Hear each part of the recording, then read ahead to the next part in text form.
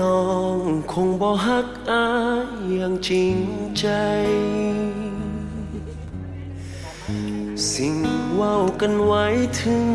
บ่มีค่า